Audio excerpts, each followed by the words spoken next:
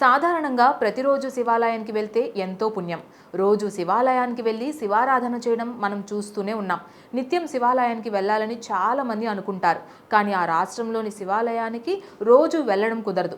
ఏడాదిలో 3 రోజులు మాత్రమే ఆలయం తెరిచి ఉంటుంది. తెరిచినప్పుడు మాత్రమే పెద్ద సంఖ్యలో భక్తులు దర్శించుకుంటూ ఉంటారు. ఇంతకీ ఆ ఆలయం ఎక్కడుందో తెలుసా? మధ్యప్రదేశ్లోని బుందేల్ ఖండ్ ప్రాంతంలో ఉంది. ఈ ప్రాంతం చందేల్ కాలం నాటి హస్తకళలకు ప్రసిద్ధి.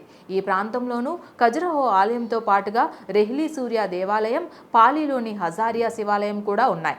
ఈ ఆలయాన్ని 10వ శతాబ్దంలో నిర్మించినట్లుగా చరిత్రకారులు చెబుతున్నాయి. అయితే ఇక్కడ మహాశివుణ్ణి హజారియా మహాదేవుడు అని పిలుస్తారు. ఏడాదిలో 3 రోజులు మాత్రమే తెరిచే ఈ ఆలయాన్ని పూజించిన వారికి 1000 శివలింగాలను పూజించిన పుణ్యఫలం లభిస్తుంది.